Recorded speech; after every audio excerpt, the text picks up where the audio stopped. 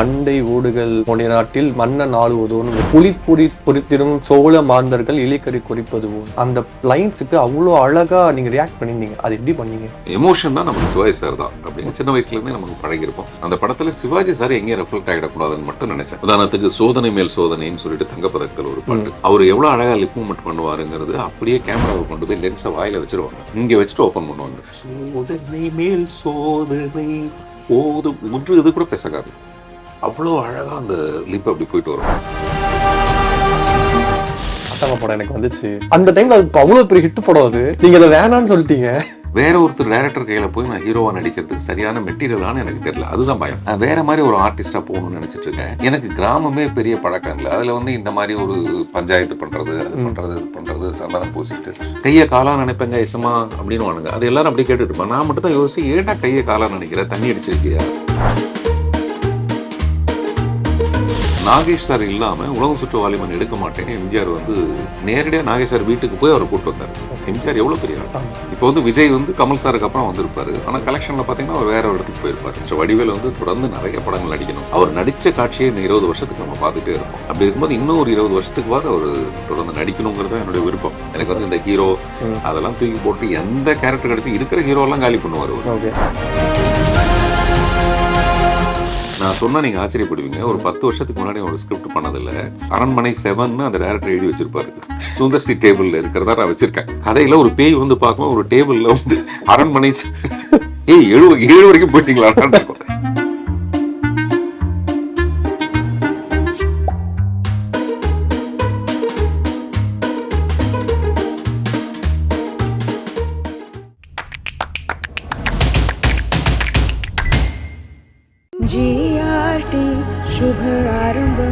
GRT Jewelers. Meenakshi Faculty of Pharmacy. Admission open for B.Pharm. Apply now. நம்ம சென்னை சில்க்ஸின் பெருமை மிக ஆடி sale, தரமான ஆடி, பெருமை மிக ஆடி. புதிய பாதை வரும்போது பாத்தீங்கன்னா நிறைய படங்கள் கூட ரிலீஸ் ஆகுது. அதில் அபூர்வ சகோதரர்கள் படமும் ஒன்று. ஸோ திருப்பி டீன்ஸ் கூட இந்தியன் 2 வரும்போது டீன்ஸும் வருது. எப்படி பாக்குறீங்க இதை? பின்னோக்கி பாக்குறேன். ஓகே. அப்புறம் இளமையாயிட்டே இருக்கேன்னு தெரியுது. மறுபடியும் நான் 89க்கே வந்துடுறேன்னு தோணுது. நான் எப்பவுமே மனசளவுல அப்படிதான், டீன்ஸ் தான், அதை தாண்டவே இல்லை. இந்த சால்ட் அண்ட் பெப்பர் இதெல்லாம் மற்றவங்களுக்கு தெரியுது. இதை நான் எப்பவுமே கலர் பண்ணி மறைக்கணும்னு கூட நினைக்கிறது கிடையாது. ஏதோ நம்மளால பேசி மேக்கப் பண்ண முடியாத ஒரு விஷயத்த இந்த மாதிரி மேக்கப் பண்ணி அப்புறம் பேசுறது, அந்த மாதிரி. ரெண்டு விஷயம் அதுல ரொம்ப சந்தோஷம். 35 வருஷத்துக்கு அப்புறமேலையும் கமல் சார் போட்டியில இருக்கிறது பெரிய விஷயம் இல்லை. அவர் ஒரு பெரிய லெஜெண்ட். இன்னும் 50 வருஷம் போனாலும் அவர் அதே போட்டியில தான் இருப்பாரு. தாத்தாவானாலும் சரி, கொள்ளு தாத்தாவானாலும் அப்படிதான் இருப்பாரு. பரவாயில்ல, நம்மளும் அவருக்கு டஃப் கொடுத்து அதே போட்டியில இருக்குமே. பட் அதே இடத்துல இருக்குமேன்றது கொஞ்சம் வருத்தம் தான். இப்போ விஜய் கமல் சாருக்கு அப்புறம் வந்திருப்பாரு, ஆனா கலெக்ஷன்ல பாத்தீங்கன்னா அவர் வேற ஒரு இடத்துக்கு போயிருப்பாரு. அப்படி பின்னாடி வந்தவங்க முன்னாடி போறது, முன்னாடி வந்தவங்க பின்னாடி போறதெல்லாம் ஓட்டத்துல சகஜமான ஒரு விஷயம். நான் அபூர்வ சகோதரர்களப்ப என்ன விளம்பரம் கொடுத்தனும், ஒரு யானைக்கு சோறு ஊட்டும் போது அதுல ஒரு பருக்க கீழே விழுந்தா 1000 எறும்புக்கு தீனின்னு சொல்லுவாங்க. அந்த மாதிரி நீங்க அந்த படத்துக்குலாம் போங்க, உங்களுக்கு டிக்கெட் கிடைக்கலன்னா பிளாக்ல டிக்கெட் வாங்காதீங்க, என் படத்துக்கு வாங்க, உங்களை திருப்திப்படுத்த முடியும் நம்பிக்கை எனக்கு இருக்கு. அதே விளம்பரத்தை இப்போ நான் மறுபடியும் கொடுக்க வேண்டிய கட்டாயத்துல இருக்கேன். ஏன்னா இந்தியன்கிறது அவ்வளவு பெரிய ஒரு மெகா பட்ஜெட் ஃபிலிம். அதில் சங்கர் சாருடைய பிரம்மாண்டமும், அப்புறம் அதுக்கு டெஃபினட்டாக யூத்ஃபுல்லாக நிறைய சாங்கு அது இதுன்னு என்னென்னமோ பண்ணியிருப்பாங்க. அதை எப்படி நம்ம படம் மேட்ச் பண்ணோம். பட் என்னோட ஐடியா அதை மேட்ச் பண்ணுறது கிடையாது. அது அவங்க ஆட போகிறது கேம் வேற, நான் ஆட போகிற கேம் வேற. அதுக்கு பெரிய அந்த ஓடுதளமே வேற, நம்மளது இவ்வளோ உண்டு. அதனால இது ரெண்டையும் கணக்கு போட்டு ஒரே நேரத்தில் ஜனங்க நல்ல படம் 2 படம் வந்தால் பார்ப்பாங்கன்ற நம்பிக்கையோட தான் நான் மறுபடியும் அதுக்குள்ள வரேன். Super sir, super. ஒத்தசெருப்பு பார்த்துட்டு எனக்கு இந்த மாதிரி ஒரு எக்ஸ்பீரியன்ஸ், ஃபிலிம் எக்ஸ்பீரியன்ஸ் அதுக்கு முன்னாடி எந்த படத்துல எனக்கு வரல. இரவினர்களும் அப்படிதான். இப்போ இந்த 2 படத்துக்கு தாண்டி டீம்ஸ் வரும்போது ஒரு வேற ஒரு சப்ஜெக்டை கையில் எடுத்திருக்கீங்க. இந்த கதையோட ஸ்டார்டிங் பாயிண்ட் எப்படி இந்த மாதிரி ஒரு கதை பண்ணலாம்னு முடிவு பண்ணீங்க? நீங்க எப்படி ஒத்தசெருப்பு பார்த்துட்டு வந்த உடனே டெஃபினட்டா இரவினர்கள் எப்படி இருக்கும்னு உங்களுக்கு தெரியவே தெரியாது. இரவினர்கள் பார்த்துட்டு வந்தோன்னா மறுபடியும் உங்களுக்கு ஒரு எக்ஸைட்மெண்ட் வந்ததுக்கு காரணம் அது ஒத்தசெருப்பை ஒட்டி வரல. அது அப்படியே டோட்டலா வேற ஒரு ஜானர். அந்த வகையில நீங்களும் இந்த ஜீன்ஸ் பார்த்துட்டு வந்த உடனே அதே மாதிரியான ஒரு பிரமிப்புல தான் இருப்பீங்க.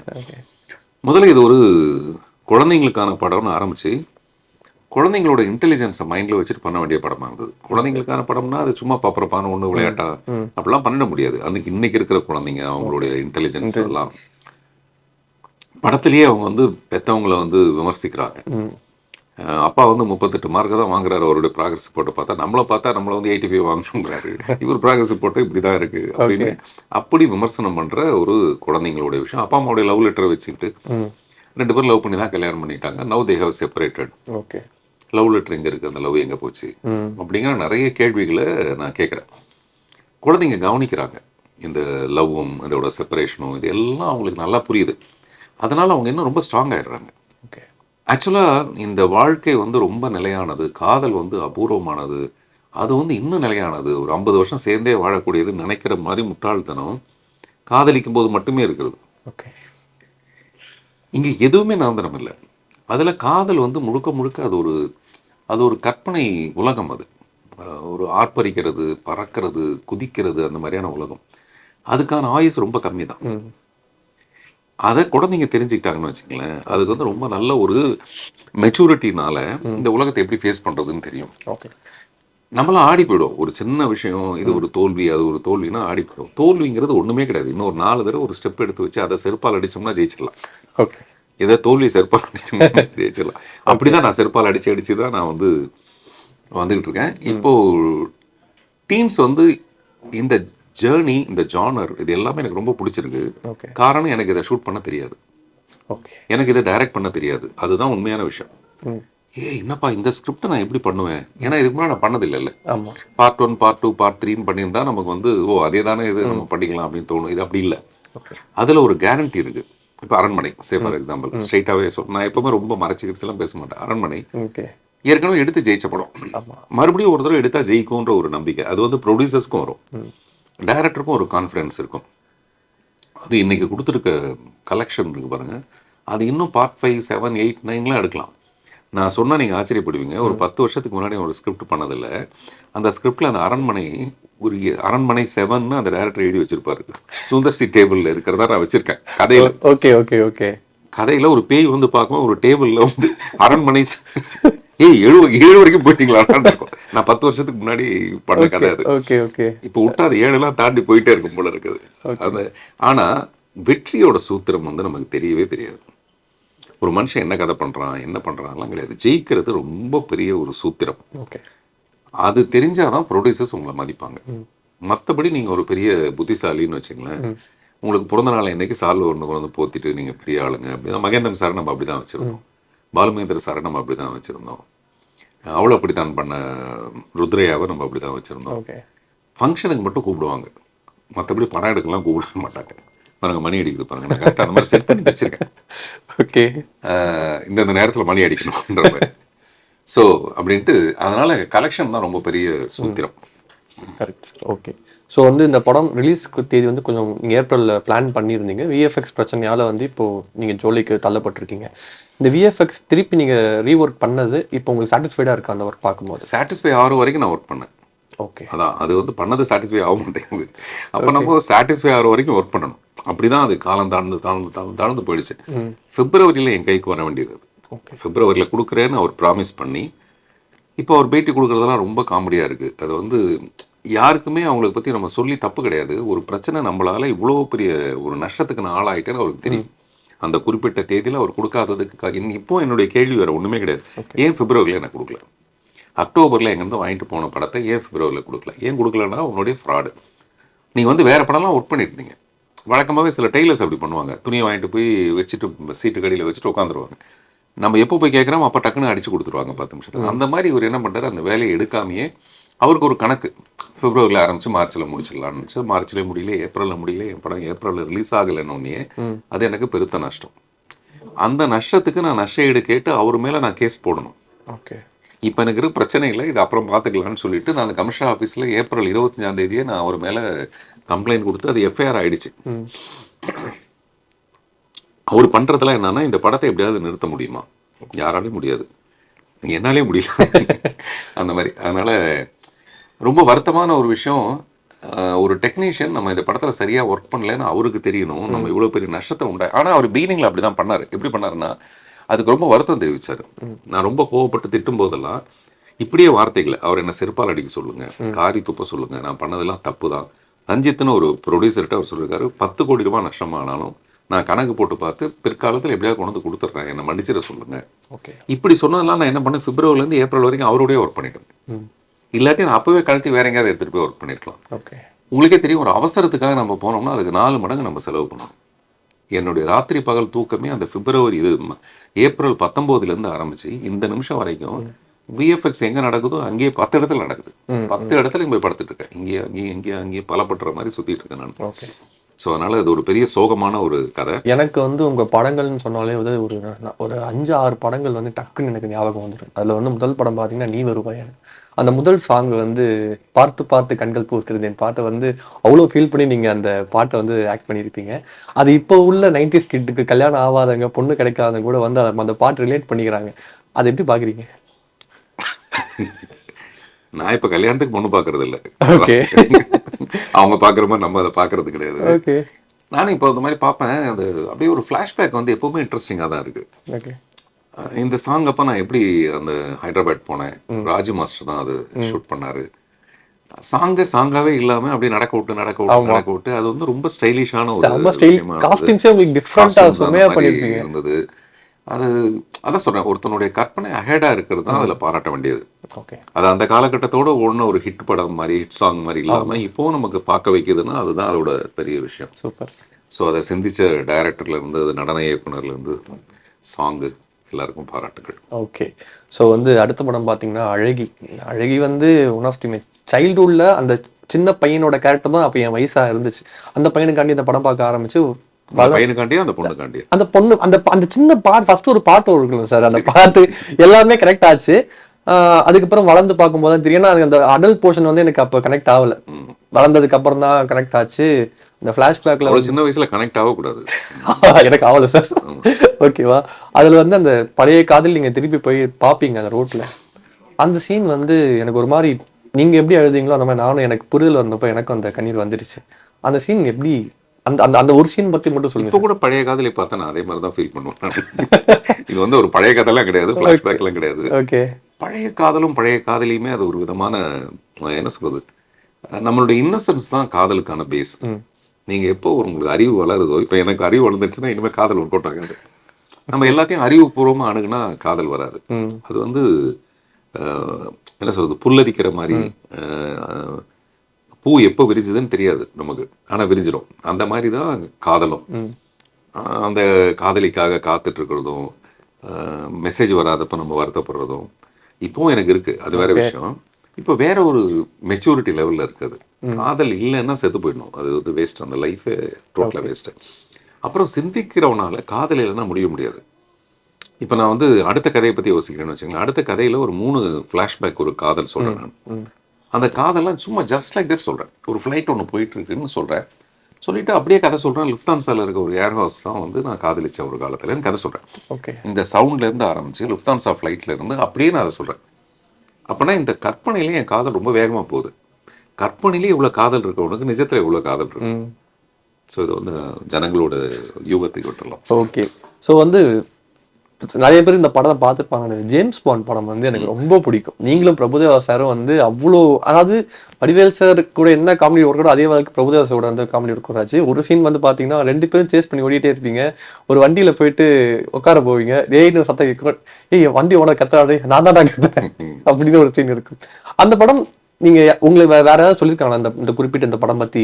இல்லைங்க, ஜேம்ஸ் பாண்டை பத்தி முதல்ல அது ஓடவே இல்லை. அதனால அந்த ஓடுற சீனை பத்தி சொல்லவே கிடையாது. ஓகே. நீங்க சொல்ற ஓடுற சீனும் ஓடினா தானே சொல்ல முடியும். அதனால அதை சொல்லவே இல்லை யாரோ. ஓகே. பட் அந்த ரேணு தேசாய்ன்னு சொல்லிட்டு அவங்க அந்த படத்துல பிரபுதேவாவுக்கு ஜோடியா நடிச்ச பொண்ணு தான் பவன் கல்யாணம் பண்ணியிருக்காரு. ஓகே. இப்போ நான் பவன் கல்யாணோட அந்த ரேணு தேசாய் இருக்கான், ரேணுகா தேசாய் அவங்க பேரு. அவங்கள இவர் டைவர்ஸ் பண்ணிட்டு தான் இப்போ அடுத்த மேரேஜ் பண்ணியிருக்காரு. அவங்க மறுபடியும் நடிக்கிறாங்க அப்படின்னு சொல்லிட்டு ஒரு மேனேஜர் என்கிட்ட பேசினாரு. சரி. அப்போ எனக்கு இந்த ஜேம்ஸ் பாண்ட் எல்லாம் ஞாபகத்துக்கு வந்தது. ஓகே. நான் சொல்றது ஜேம்ஸ் பாண்ட் மூலமா ரேணுகா தேசாய் ஞாபகம் வரல, ரேணுகா தேசாய் ஞாபகம் வந்தது. இதுதான் நம்மளுடைய கிறுக்குத்தனம், நம்ம என்ன பண்றது. Okay okay okay super sir. அதே மாதிரி ஆயிரத்தில் ஒருவன் எல்லாருமே சொல்லியிருப்பாங்க. எல்லாருமே நீங்க தான் அந்த கதையை கரெக்டா, நீங்க எல்லாம் அதை வேற யாரும் இமேஜின் பண்ணி பார்க்க முடியாத அளவுக்கு சொல்லியிருப்பாங்க. எனக்கு பர்டிகுலரா அந்த ஒரு பாட்டுல ஒரு சீன் மண்டை ஓடுகள் மொழி நாட்டில் மன்னன் ஆளுவதோனுங்கிறது. அதுக்கு முன்னாடி அந்த புலி பொறித்திடும் சோழ மாந்தர்கள் இலிக்கறி குறிப்பது போல் அதுல அந்த பாட்டை விட உங்க ரியாக்ஷன் அந்த லைன்ஸுக்கு அவ்வளோ அழகா நீங்க ரியாக்ட் பண்ணியிருந்தீங்க. அது எப்படி பண்ணீங்க? சிவாஜி சாருடைய எமோஷன்ஸ் இருக்கு இல்லைங்களா, அந்த பர்ஃபார்மன்ஸை நம்ம மறந்துடணும். அது வந்து சிவாஜி சாருக்கு மட்டும்தான் ஒத்து வரும். ஓகே. மற்றபடி அவருடைய எமோஷன்ஸ் வந்து எமோஷனல். சிவந்த மண் ஒரு படம் பார்த்தீங்கன்னா தெரியும் சிவாஜி சாருடைய பர்ஃபார்மன்ஸ். அவர் வந்து மேக்கப் போடாமல் நடித்த அந்த யதார்த்தமான படங்கள் இருக்கு தெரியுங்களா, அங்கே ஒரு சிவாஜி சாரை பார்க்கலாம். ஓகே. அது வந்து பாவம் மன்னிப்பா இருக்கட்டும், அந்த மாதிரி சில படங்கள்லாம் இருக்கு அவருது. அந்த மாதிரி நமக்கு வந்து எமோஷன்னா நமக்கு சிவாஜி சார் தான் அப்படின்னு சின்ன வயசுலேருந்தே நமக்கு பழகிருப்போம். பட் அந்த நடிப்பை மட்டும் நம்ம பண்ணக்கூடாதுங்கிறது மட்டும் தான் முடிவு. ஓகே. ஏன்னா அது வேற யாருக்கும் ஒத்து வராது. யார் பண்ணாலும் அது இப்போ தேங்காய் சீனிவாசன்லாம் சிவாஜி சார் மாதிரி கிண்டல் பண்ணி எல்லாம் பண்ணியிருக்காங்க நிறைய. அந்த மாதிரிலாம் அது வந்து கிண்டலாக தான் இருக்குமே தவிர அது வந்து நிஜமாக அதை ரீச் பண்ணவே முடியாது. அதனால நான் அந்த படத்தில் சிவாஜி சார் எங்கேயும் ரெஃப்ளெக்ட் ஆகிடக்கூடாதுன்னு மட்டும் நினைச்சேன். ஓகே. உதாரணத்துக்கு சோதனை மேல் சோதனைன்னு சொல்லிட்டு தங்கப்பதக்கத்தில் ஒரு பாட்டு, அவர் எவ்வளோ அழகாக லிப் மூவ்மெண்ட் பண்ணுவாருங்கிறது அப்படியே கேமராவை கொண்டு போய் லென்ஸை வாயில வச்சிருவாங்க. ஓகே. இங்கே வச்சுட்டு ஓப்பன் பண்ணுவாங்க. சோதனை மேல் சோதனை போது ஒன்று இது கூட பேசக்காது, அவ்வளோ அழகாக அந்த லிப் அப்படி போயிட்டு வரும். அதுக்காகவே டைட்டில் இருந்து அப்படி வருவாங்க. இந்த படத்துலையும் அந்த மாதிரி என்னுடைய டைட்டில் இருந்து நான் வெளியில் வருவோம். ஆனால் இதில் முழுக்க முழுக்க கண்ணில் இருக்கும் அந்த வெறியும் பொரியும். அது நீங்கள் வந்து அரவிந்தன் ஒரு படம் இருக்குது, நீங்கள் சொல்ல தவறுன ஒரு படத்தில் அரவிந்தன் படம், மிஸ்டர் சரத்குமார் நானும் ஆக்ட் பண்ண படம் தான். அதுலேயே நான் ஒரு 5-10 சீன் தான் வருவேன். மற்ற தமிழ்வாணன் ஒரு கேரக்டர் அப்படி பொறி கிளம்பும். அந்த மாதிரி நான் சின்ன வயசுலேருந்தே ப்ராக்டிஸ் பண்ணது எல்லாமே வந்து இந்த மாதிரி எமோஷனலான கேரக்டர்ஸ். ஓகே. ஸோ அந்த மாதிரி ரொம்ப எமோஷனலாக பண்ணுறதா நான் முதல்ல சினிமாவுக்கு நடிக்கிறதுக்காக நான் எழுதின நாடகத்தோட பேர் உண்மை உறங்காது. அதுலேயும் இப்போ நீங்கள் சொல்கிற இந்த எமோஷனான கேரக்டராக தான் நான் வச்சுருப்பேன். கண்ணெல்லாம் செவந்து போய் சிவப்பு மலரோ என்னமோ சிவப்பு மல்லின்னு சொல்லிட்டு விஜயகாந்த் சாரும் சந்திரசேகரும் நடித்த ஒரு படம். எஸ்.ஏ. சந்திரசேகர் டைரக்ஷனில். நான் அந்த மாதிரி படங்கள் தான் பார்ப்பேன். ஒரு நாட்டுக்காக அப்படியே உயிரை கொடுக்கறது, அவனுடைய வெறி எமோஷன், அதெல்லாம் நான் பண்ணி எனக்கு பழக்கம். அதனால் நீங்கள் சொல்கிற அந்த மண்டை ஓடு அந்த அதுதான் அதுக்கு காரணம். ஓகே. அடுத்த படம் பார்த்தீங்கன்னா வெற்றி கொடி கட்டு படம் வந்து அந்த படத்தில் எந்த அளவுக்கு காமெடி இருந்ததோ அந்த அளவுக்கு வந்து அந்த பணத்தை பறி கொடுத்தவரோட அந்த நீங்கள் உங்களுக்கும் முரளி சாருக்கு வந்து பெரிய நட்பு கிடையாது. ஆனால் 2 பேருமே ஒரு கட்டத்தில் ஒரு விஷயத்தினால ஏமாந்து போய் 2 பேரும் மாறி பண்ணுவீங்க. அந்த படமோட எக்ஸ்பீரியன்ஸ் இப்போ பார்க்கும்போது எப்படி சார் இருக்கு? மிஸ்டர் முரளி வந்து ஜெய்சங்கர் மாதிரி எல்லாரோடையும் நட்பு பாராட்டுறதுல ஓகே. அந்த காலகட்டத்தில் ஒரு ஜெய்சங்கர் மாதிரி அவர். நான் யாரோடையுமே நான் நெருங்கி பழக மாட்டேன். நான் ஒரு தீவு மாதிரி தான் இருப்பேன். பிரபுதேவா அவர் என் மேலே பயங்கர உயிரே வச்சிருப்பாரு. ஓகே. என்னை கல்யாணம் பண்ணிக்கல அவ்வளோதானே தவிர அப்படி ஒரு பயங்கர அவர் வந்து சார் என்ன சார் பண்ணுறீங்க அப்படின்னு அவரு பேசுவார். எல்லாரும் அப்படிதான் என்னோட பழகுவாங்க. நான் யாரோடையும் அவ்வளோ நெருங்கி ஒட்டுறது இல்லை. ஓகே. அதுக்கு என்னமோ காரணம் எனக்கு தெரியல. அவங்க சமுத்திரகினி அந்த மாதிரி. அவர் எப்போ ஹைதராபாத்லேருந்து வரதே பெரிய விஷயம். அவ்வளோ பயங்கர பிஸியாக இருக்கார். வந்தாருன்னா உடனே எனக்கு பேசுவார். நான் இவ்வளோ பொண்ணுங்களை விட்டுட்டு எதுக்கு சார் எனக்கு வேற பேசிட்டு இருக்கீங்க நீங்கள் அப்படின்னு கடுப்பு ஏற்றுவாங்க. அந்த மாதிரி நாங்கள் பேசுறதோட நடுவில் இது மாதிரி ஏதாவது இருக்கும். அந்த மாதிரி முரளி வந்து அவரோட சேர்ந்து நான் ஒரு படம் நடிக்கணுங்கிறது அவருடைய விருப்பமாக இருந்தது. ஓகே. சேரனுக்கும் எனக்கும் பாரதி கண்ணம்மால ஒரு சின்ன பிரச்சனை. படம் ரிலீஸ் ஆனதுக்கு அப்புறம் அவர் தான் அதை கிரியேட் பண்ணிக்கிட்டாரு. அதனால் நான் ரொம்ப ஒதுங்கி இருந்தேன். அதுக்கப்புறம் முரளி தான் வந்து சேரனை கூப்பிட்டு வந்து இந்த கதை நம்ம பண்ணாதான் நல்லாயிருக்கும் அப்படின்னாரு. உங்களுக்கும் அவருக்கும் 1000 பிரச்சனை இருக்கலாம், அதில் ஆளுக்கு 500 எடுத்துங்க அப்படின்னு சொல்லிட்டு ஓகே. அதெல்லாம் கொண்டு வந்து சமாளிச்சு அவர் தான் பண விஷயம்லாம் கூட பிரச்சனை வரும்போது இல்லைங்க நான் ஏன் செக்கை கொடுக்குறேன் அப்படின்லாம் சொல்லி அந்த படத்தை நடக்கிறதுக்கு ரொம்ப முக்கியமான காரணமாக இருந்தது முரளி. அவர் வந்து ரொம்ப ரொம்ப ஜாலியாக நான் என்ன நடிக்கிறேன், நான் நல்லா நடிக்கிறேன்னா அதை ரொம்ப சந்தோஷப்படுவார். அதுக்குள்ளே பூந்து என் கேரக்டர் இவ்வளோ கேரக்டர் இல்லை. பட் நான் அப்படி கிடையாது. நான் கவனிச்சுட்டே இருப்பேன். இப்போ பிரகாஷ் ராஜுக்கும் எனக்குமான ஒரு சீனுன்னு வச்சுங்களேன், அதில் நான் எப்படி ஸ்கோர் பண்ணுறது அப்படிதான். முரளி வந்து அந்த மாதிரிலாம் கிடையாது. டேய் நீங்கள் கேடாது கேட்டு போகணும், எனக்கு டைரக்டர் சொல்கிற போர்ஷன் எனக்கு எப்போ வருதோ அப்போ நான் பண்ணுறேன். நீங்கள் படத்தில் பார்த்தீங்கன்னா அது கரெக்டாக இருக்கும். அவருடைய பண்ண அளவும் கரெக்டாக இருக்கும், நான் பண்ண அளவுமே கரெக்டாக தான் இருக்கும். ஸோ அந்த மாதிரி அந்த காலத்து நடிகர்கள் என்ன மாதிரி சிவாஜி சார் வந்து ஷார்ட் எடுத்துகிட்டு போகும்போது பாலையாவுக்கு வந்து ஷார்ட் எடுத்துகிட்டு இருப்பாங்க, க்ளோஸ்அப் எடுப்பாங்க. அப்போ சிவாஜி சார் ஒளிஞ்சு பார்த்துட்டு இருப்பாரு அந்த ஷார்ட்டை பாலையாவுக்கு. ஏன்னா பாலையா வந்து ஒரு ரியாக்ஷனில் இது பண்ணுவார், காலி பண்ணுவார். அப்படி இருந்தால் இவர் போய் மறுபடியும் சிவாஜி சார் கேட்பாராம், அந்த ஷார்ட்டை எனக்கு மறுபடியும் மாற்றி எடுங்க, நான் ஏதாவது கொஞ்சம் பெட்டராக பண்ணுறேன்ட்டு. அப்படி ஒரு போட்டி இருந்தது. அந்த போட்டின்றது நியாயமான விஷயம். இப்போ நம்ம இந்தியன் 2க்கு எதிர்க்க டீம்ஸ் வரத போட்டின்னு சொல்கிறோம்ல, அப்படிலாம் கிடையவே கிடையாது. இது பெரிய களம். இது இவ்வளோ பெரிய கிரவுண்டு, 1000 தேட்டர் 1200 தேட்டர் இருக்கிற இடத்துல ஒரு 500-1000 தேட்டர் அவங்களுக்கு போனால் கூட 100-200 தேட்டராவது நமக்கு வரும். அதில் நம்ம நல்ல பேர் எடுக்கணும், அவ்வளோதான். டெஃபினட்டாக என் படம் வந்து ஒரு ரெகுலர் ஃபார்மேட்டில் இல்லாதனால அதை பற்றி யாருமே கணிக்க முடியாது. இப்போ அந்த டீம்ஸ் என்னன்றது ஃபர்ஸ்ட் ஹாஃப் பார்த்து முடிக்கும்போது செகண்ட் ஹாஃப் என்னன்னு கண்டுபிடிக்க முடியாது. ரீசெண்டாக ஒரு இன்டர்வியூவில் பார்த்துட்டு இருக்கும்போது கேஷுவலாக சொல்லிட்டீங்க, நாட்டாம படம் எனக்கு வந்துச்சு, அந்த படத்தை வேணாம்னு சொல்லிட்டு இந்த மாதிரி 7 படங்கள்லாம் வேணாம்னு சொல்லியிருக்கேன் அப்படி இருக்கு. அதுக்கு ஒரு காரணமும் சொல்லுங்க, என்ன சார் சும்மா சொம்ப வச்சுக்கிட்டு அது எனக்கு ஷாக் என்னன்னா, அவ்வளோ அந்த டைம்ல அது அவ்வளோ பெரிய ஹிட் படம் அது, நீங்க அதை வேணான்னு சொல்லிட்டீங்க. அது அந்த மாதிரி என்னென்ன படங்கள் வேணான்னு சொல்லியிருக்கீங்க? இந்த ஒரு கான்செப்டாக நான் வேணான்னு சொல்லிட்டேன் அதெல்லாம் அப்படின்னு சொல்லிட்டு. டாமினிக் நோவில் நான் ஒரு ரோல் பண்ணி பெரிய பரபரப்பாயிடுச்சு. அந்த ரோல் 5 சீன் தான். Okay. Bhagyaraj sir hero, Sivaji sir இருக்காரு, நான் 5 சீன் தான் நடிக்கிறேன். ஆனா அதுல எனக்கு நல்ல பேரு. டைரக்டர் ஸ்ரீதர் என்னை கூப்பிட்டு ஹீரோ நடிங்கன்றாரு. நான் முடியாதுன்னு சொல்லிட்டு வந்தேன். தந்து விட்டேன் என்னன்னு ஒரு படம். அதுக்கப்புறம் விக்ரம் நடிச்சிருக்கேன். அது இப்ப இந்த இதுல போட்டோம். ஓகே. எனக்கு பயம் என்னன்னா, நான் வந்து வேற ஒருத்தர் டைரக்டர் கையில போய் நான் ஹீரோவா நடிக்கிறதுக்கு சரியான மெட்டீரியலான்னு எனக்கு தெரியல. அதுதான் பயம். இது இப்ப நாட்டாமை டைம்ல சொல்றது என்னன்னா, நான் புதிய பாதையெல்லாம் பண்ணிட்டு வந்துட்டேன். நான் வேற மாதிரி ஒரு ஆர்டிஸ்டா போகணும்னு நினைச்சிட்டு இருக்கேன். எனக்கு கிராமமே பெரிய பழக்கம் இல்லை. அதுல வந்து இந்த மாதிரி ஒரு பஞ்சாயத்து பண்றது, அது பண்றது, இது பண்றது, சந்தனம் பூசிட்டு அப்படி வாங்கினோடனே எனக்கு அது பயமா இருந்தது. நான் நினைச்சேன் அதுக்கு பொருத்தமா இல்லை. சரத் சார் வந்து அதுக்கு ரொம்ப பொருத்தமா இருந்தாரு. நான் வந்து அதுக்கு பொருத்தமா இருப்பேன்னு எனக்கு தெரியல. அதனால நான் அது வேண்டான்னு. அப்புறம் நம்ம எப்பவுமே கிண்டலா பார்த்து தான் எனக்கும் வடிவேலுக்கும் அந்த காமெடி அப்படிதான் வந்தது. கையை காலா நினைப்பேங்க எசமா அப்படின்னு வானுங்க. அது எல்லாரும் அப்படி கேட்டுட்டு இருப்பேன். நான் மட்டும் தான் யோசிச்சு, ஏன்டா கையை காலா நினைக்கிற, தண்ணி அடிச்சிருக்கியா, என்ன ப்ராப்ளம் உனக்கு, நீ கையை காலா நினைச்சேன்னா அப்ப காலை நீ என்னவா நினைப்ப, குண்டகனா என்ன மண்டகனா, எள்ளுன்னா எண்ணெயா வந்து நிற்பேன். அது எதுக்குடா சொன்ன பேச்சை கேட்க மாட்டேங்கிறீங்க, இல்லைன்னா எல்லாம் வரணும், என்னன்னா எண்ணெயா வரணும், நான் ஒன்று சொல்ல நீ ஒன்று வந்தேன்னா அதுக்கு பேர் என்ன வெண்ணெய் இல்லை நீ அப்படின்னு சொல்லுவேன். இது என்னுடைய திங்கிங் ப்ராசஸ். சம்டைம்ஸ் அந்த மாதிரி ஆகும். நான் ஏதாவது பேட்டியில நான் என்ன பேசுறேன்னே தெரியாம அப்படியே பேசிடுவேன். இப்போ நீங்க சொல்ற மாதிரி ஓ நாட்டாமையில அப்படிதானா அப்படின்னு. ஓகே. அது எதிர்பார்க்கவே இல்லை. அது வேற ஒரு சப்ஜெக்ட் பேசிட்டு இருக்கும்போது அந்த விஷயத்தை அவ்வளோ பெரிய விஷயம் டக்குன்னு நீங்க சொல்லிட்டீங்க. அதனால அதான் அந்த கேள்வி கேட்டேன். இப்போ பாருங்க, அதுக்காக இப்போ டப்புன்னு ஒரு விஷயம். Okay sir. ஓகே. இன்னொரு கேள்வி பார்த்தீங்கன்னா, இப்போ நீங்கள் சொன்ன மாதிரி வடிவேல் சார் கூட உங்களோட காம்பினேஷன் வரும்போது எனக்கு வந்து நிறைய பேர் சொல்லுவாங்க, ஆனால் அந்த காமெடி பார்க்கும்போது அவ்வளோ என்ன சொல்றது, அவ்வளோ ஒரு ஹீரோ ஹீரோனிக்கு என்ன கெமிஸ்ட்ரி இருக்குமோ அந்த கெமிஸ்ட்ரி வந்து உங்களுக்கும் வடிவேல் சாருக்கும் இருக்கும். சரி, ரேஞ்சுக்கே வர 3 ஓட்டோட இருக்கு அப்படிங்கிற காமெடி எல்லாமே ஒர்க் அவுட் ஆகும். திருப்பி அவர் கூட நடிக்கிறதுக்கு ஏதாவது பேச்சுவார்த்தை நடந்துச்சா? பேச்சுவார்த்தை நிறைய தான் நடக்குது. அது எப்போ நடக்கும்னு மட்டும் தெரியல. பேச்சுவார்த்தை நடக்குது, படம் எப்போ நடக்கும்னு எனக்கு தெரியல. ஓகே. பட் எனக்கு வந்து ஆசை, மிஸ்டர் வடிவேல் வந்து தொடர்ந்து நிறைய படங்கள் நடிக்கணும். பழையபடி ஒரு 5 சீன் 10 சீன் இருந்தா கூட நடிச்சுக்கிட்டே இருக்கணும். அவர் வந்து அவர் நடிச்ச காட்சியை 20 வருஷத்துக்கு நம்ம பார்த்துக்கிட்டே இருப்போம். அப்படி இருக்கும்போது இன்னும் ஒரு 20 வருஷத்துக்கு பார்த்து அவர் தொடர்ந்து நடிக்கணுங்கிறது என்னுடைய விருப்பம். எனக்கு வந்து இந்த ஹீரோ அதெல்லாம் தூக்கி போட்டு எந்த கேரக்டர் கிடைச்சி இருக்கிற ஹீரோலாம் காலி பண்ணுவார் அவர். அதனால அவர் எதுக்கு ஹீரோவா இருக்கணும்? நான் சொல்ல அவர் எதுக்கு ஹீரோவா இருக்கணும்ன்றது இல்லை. அவர் அப்படிதான் நமக்கு இருக்கும். நாகேஷ் சார் இல்லாம உலகம் சுற்று வாலிபன் எடுக்க மாட்டேன்னு எம்ஜிஆர் வந்து நேரடியாக நாகேஷ் சார் வீட்டுக்கு போய் அவரை கூப்பிட்டு வந்தார். எம்ஜிஆர் எவ்வளோ பெரிய ஆள். அது வந்து நம்ம படத்தோட இதுதான் நடந்துட்டு இருக்கு. இன்டர்வியூ அந்த பக்கம் நடந்துட்டு இருக்கு. பசங்கள்லாம் அப்படியே கூப்பிடலாம். கண்டிப்பா கூப்பிடுங்க சார். எனக்கே கூட கொஞ்சம் தனியா பேசுறது பயமா இருக்கு. பசங்களை கூப்பிடுறோம். Okay sir. Okay sir. இப்போ பசங்க எல்லாரும் வந்துட்டாங்க.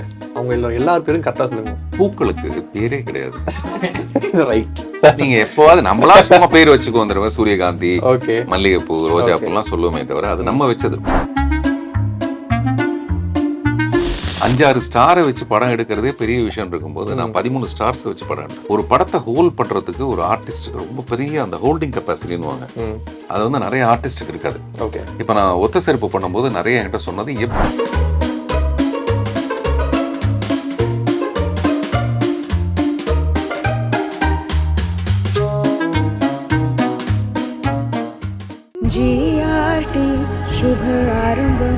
GRT Jewelers. Meenakshi Faculty of Pharmacy. Admission open for B.Pharm. Apply now. நம்ம சென்னை சில்க்ஸின் பெருமை மிகு ஆடி சேல். தரமான ஆடி, பெருமை மிகு ஆடி.